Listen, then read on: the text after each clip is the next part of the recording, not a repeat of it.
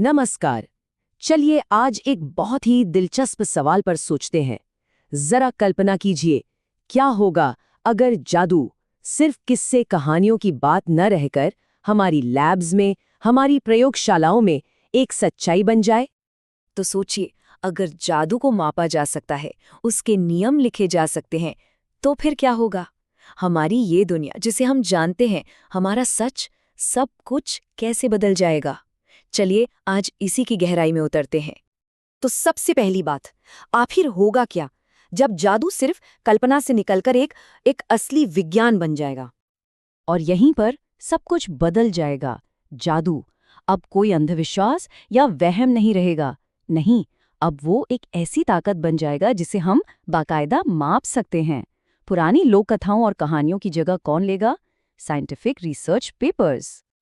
एक बार इस नई दुनिया की तस्वीर अपने दिमाग में बनाइए। सोचिए, लैब कोट पहने जादूगर हैं और वो फिजिसिस्ट के साथ मिलकर मंत्रों को डिकोड कर रहे हैं, ठीक वैसे ही जैसे कोई मैथ्स की मुश्किल इक्वेशन सॉल्व कर रहा हो।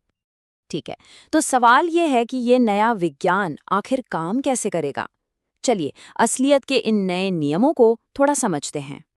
तो देखिए, इसका सीधा सा मतलब ये है कि साइंटिफिक मैजिक के अपने कायदे कानून होंगे, अपने सिद्धांत होंगे। ये कोई रहस्यमयी कला नहीं रहेगी जिसे सिर्फ कुछ खास लोग जानते हैं। नहीं, ये एक ऐसा विज्ञान बन जाएगा जिसे कोई भी सीख सकता है और इस्तेमाल कर सकता है। अच्छा, तो इस नई साइंस की बुनियाद जो है वो 3 मेन प्रिंसिपल्स पर टिकी होगी। पहला है एनर्जी का नियम, मतलब हर मंत्र असल में एनर्जी का ही एक रूप है जिसे नापा जा सकता है। दूसरा है सिंबॉलिक फिजिक्स। इसको ऐसे समझिए कि जो भी मंत्र और रस्में हैं वो एक तरह के कॉस्मिक कंप्यूटर कोड हैं, एल्गोरिदम्स हैं। और तीसरा जादुई फील्ड्स। ये ऐसी इनविजिबल फील्ड्स हैं जो हमारी किस्मत, हर चीज के होने की वजह और यहाँ तक कि हमारी चेतना को भी कंट्रोल कर सकती हैं। तो ठीक है, सिद्धांत तो समझ लिए, पर अगर ये सब सच हो जाए तो हम सबकी रोजमर्रा की जिंदगी कैसी दिखेगी? सोचकर देखिए, जिंदगी कितनी कितनी आसान हो सकती है।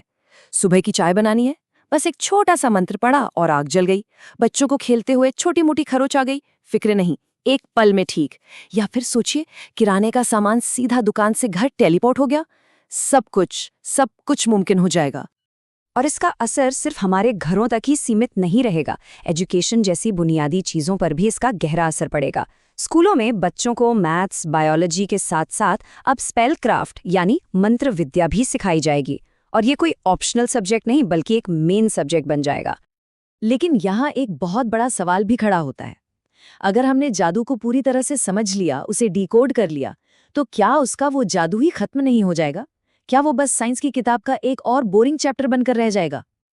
खैर, इसका असर सिर्फ हमारी निजी जिंदगी पर नहीं बल्कि पूरे की पूरी दुनिया पर पड़ेगा।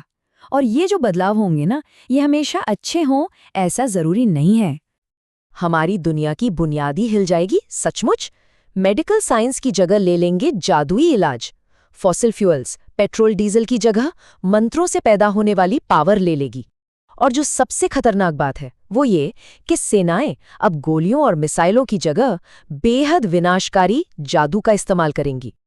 और यहीं से इसका सबसे डरावना पहलू सामने आता है। देशों के बीच एक नई तरह की हथियारों की दौड़ शुरू हो जाएगी, एक जादुई आर्म्स रेस। हर देश सबसे खतरनाक, सबसे विनाशकारी मंत्र बनाने की कोशिश में लग जाएगा और दुनिया का जो पावर बैलेंस है वो हमेशा हमेशा के लिए बदल जाएगा। तो आखिर में हमें कुछ बहुत ही मुश्किल सवालों का सामना करना पड़ेगा। इस बेहिसाब ताकत को पाने की नैतिक कीमत क्या होगी? हमें क्या चुकाना पड़ेगा? सबसे पहला और सबसे जरूरी सवाल है एक्सेस का, पहुंच का। क्या ये टेक्नोलॉजी सबके लिए होगी, या फिर जैसा कि अक्सर होता है, अमीर और ताकतवर लोग इस पर कब्जा कर लेंगे और समाज में अमीर और गरीब के बीच की खाई को और भी ज्यादा गहरा कर देंगे? और इसे रेगुलेट कौन करेगा, कंट्रोल कौन करेगा? जब किसी के पास असलियत को ही बदलने की ताकत आ जाए तो फिर सही और गलत के बीच की लकीर कौन खींचेगा? ये एक बहुत बड़ी और सच कहूं तो एक डरावनी जिम्मेदारी होगी। और आखिर में ये सवाल कि अगर जादू और विज्ञान एक हो गए तो क्या दुनिया में कुछ भी रहस्यमयी बचेगा, क्या लॉजिक और वो जो हैरानी होती है, जो आश्चर्य होता है, उसके बीच की लाइन हमेशा के लिए मिट जाएगी? आखिर में पूरी बात बस इस एक लाइन पर आकर टिकती है कि इंसान असंभव को तो हासिल कर लेगा, लेकिन उस जादूगरी को खोने का खतरा उठाएगा जिसने जादू को सच में जादुई बनाया था। तो सोचने वाली बात यह है कि क्या कुछ रहस्यों को रहस्य ही रहने देना बेहतर है?